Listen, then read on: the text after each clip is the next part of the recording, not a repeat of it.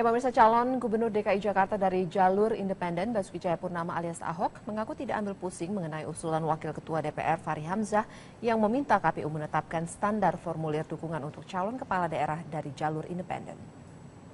Pada hari Selasa lalu, Wakil Ketua DPR Fachri Hamzah meminta KPU untuk menetapkan standar formulir untuk menyeragamkan dukungan bagi calon independen.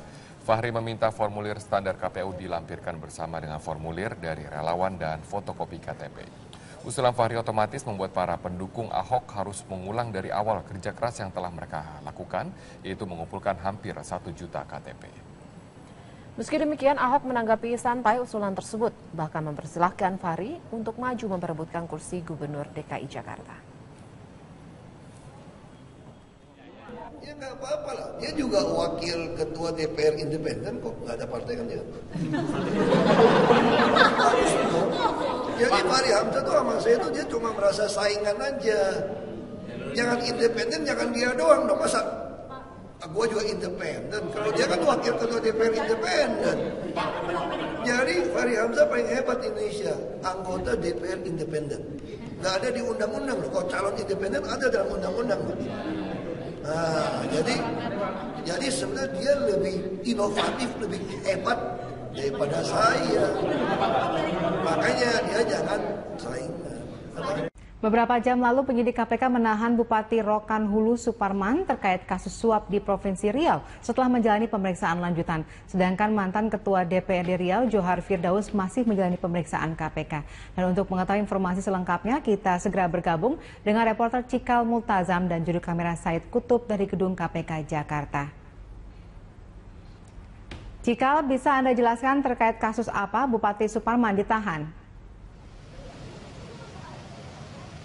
KPK memastikan bahwa mantan Bupati Rokan Hulu yakni Suparman terbukti bersalah dalam kasus suap rancangan anggaran atau RAPBD perubahan tahun 2014 dan juga RAPBD tahun 2015 di Provinsi Riau.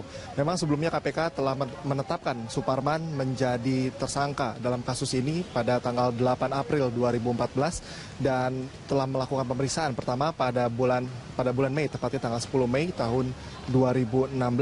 Dan ini merupakan pemeriksaan kedua setelah penyelidikan dan penyidikan yang dilakukan secara komprehensif oleh KPK, dan akhirnya pada pemeriksaan yang untuk kedua kalinya kali ini Suparman ditetapkan sebagai atau ditahan dari pihak KPK.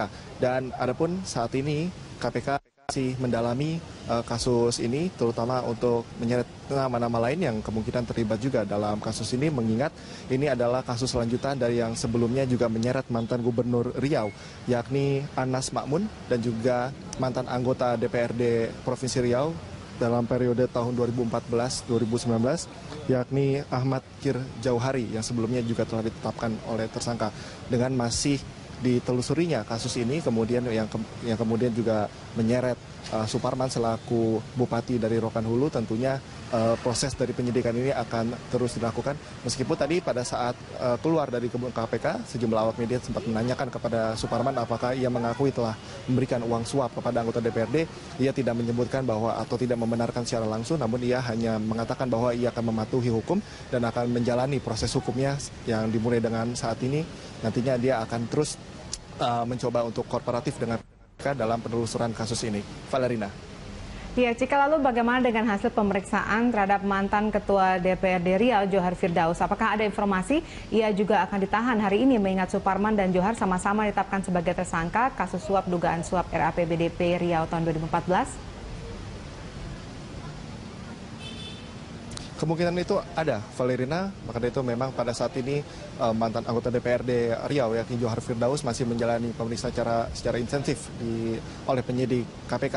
Jika kita merunut lagi bagaimana penetapan tersangka yang dialamatkan kepada Suparman juga menyeret nama Johar Firdaus, maka kemungkinan besar memang penahanan hari ini tidak hanya dialamatkan kepada Suparman selaku mantan Bupati Rokan Hulu, namun juga saat ini akan juga menahan salah satu tersangka lainnya, yakni mantan anggota DPRD Provinsi Riau, yakni Johar Firdaus. Dan tentunya kita di sini, Valina, masih menunggu proses pemeriksaan dari Johar dan mencoba untuk meminta keterangan lebih lanjut dari pihak KPK terkait dengan penahanan baik dari Suparman maupun Johar Firdaus pada hari ini. Valerina. Baik, terima kasih Cikal atas laporan Anda. Pemirsa, demikianlah laporan Cikal Multazam dan juru kamera Said Kutub dari Gedung KPK Jakarta.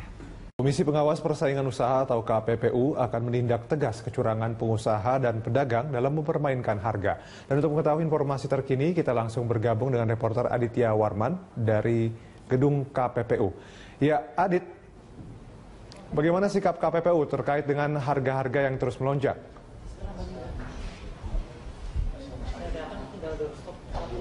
Ya Rudi, memang melonjaknya sejumlah harga komoditas pangan khususnya yang terjadi pada bulan Ramadan 1437 Hijriah atau di tahun 2016 ini ditanggapi berbagai macam begitu, baik dari pemerintah maupun dari masyarakat umum. Dan memang KPPU saat ini ataupun Komisi Pengawas Persaingan Usaha mengadakan forum jurnalis dengan tema Indonesia Tanpa Kartel 2016. Dan di dalam forum jurnalis yang mempertemukan antara pimpinan dari KPPU tersebut dan sejumlah perwakilan dari Kementerian Perdagangan, Kementerian Pertanian dan juga Komisi 6 DPR RI turut membahas sikap-sikap yang akan diambil dan juga akan dikoordinasikan antara KPPU, pemerintah dan juga masyarakat serta DPR RI. Dan memang dalam hal ini kita ketahui bahwasannya sejumlah harga komoditas pangan khususnya terjadi beberapa bulan terakhir ini mengalami fluktuatif yang sangat terjang begitu, Dodi.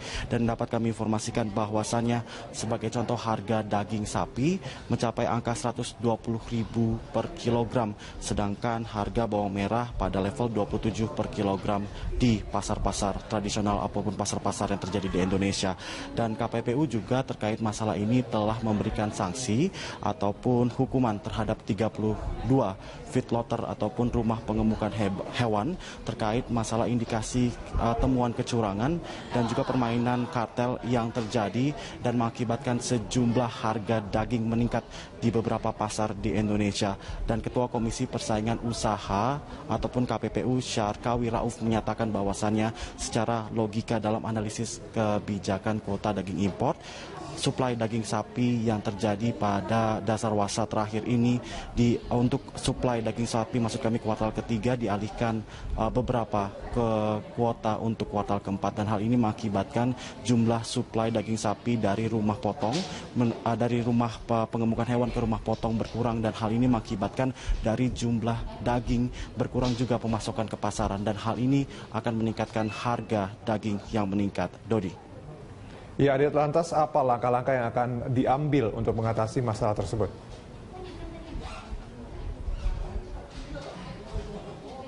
Ya, berdasarkan jumpa jurnalis yang baru saja terjadi, KPPU bersama sejumlah kementerian yaitu Kementerian Perdagangan dan juga Kementerian Pertanian serta Komisi 6 DPR RI menyepakati sejumlah perjanjian ataupun langkah-langkah yang akan diambil untuk mengantisipasi fluktuatifnya jumlah harga daging sapi khususnya pada bulan Ramadan 1437 Hijriah ini.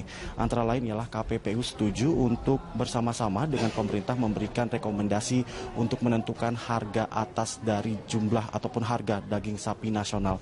Selain itu juga KPPU memberikan saran bagi pemerintah untuk terus menekankan atau mengefisiensikan kebijakan daging sapi tersebut terkait masalah ataupun berdasarkan kebijakan Presiden ataupun maksud kami Perpres nomor 71 Kementerian Perdagangan, di mana di dalam Perpres tersebut Kementerian Perdagangan berhak ataupun bisa menetapkan harga dari sejumlah komoditas di waktu tertentu jika dirasa perlu, dan hal ini harus ditekankan untuk mengefisiensi dan menekan jumlah harga daging yang sedang fluktuatif pada bulan Ramadan pada tahun 2016 ini. Selain itu juga, Dodi, dapat kami informasikan bahwasannya KPPU memberikan rekomendasi kepada pemerintah untuk men-switch kebijakan kuota impor daging sapi ke dalam kebijakan tarif, dan hal ini dirasa lebih efisien untuk menekan jumlah harga daging sapi karena memang sebelumnya KPPU juga telah memberikan rekomendasi terkait penggantian jumlah kuota impor ke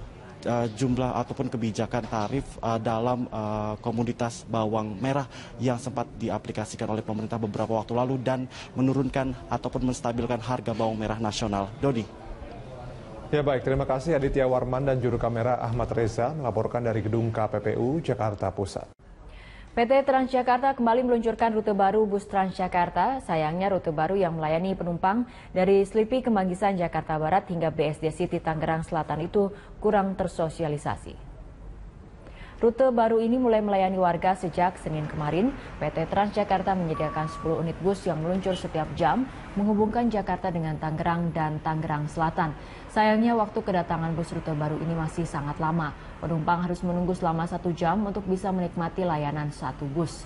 Selain waktu tunggu yang lama, rute baru tersebut juga kurang sosialisasi. Padahal untuk bisa menikmati layanan bus single Transjakarta yang mulai beroperasi dari pukul 5 pagi hingga pukul 10 malam, warga cukup membayar Rp3.500. Harga yang murah dibandingkan ongkos bus Jakarta Merak atau Jakarta Tangerang yang lebih dari Rp5.000 satu kali jalan.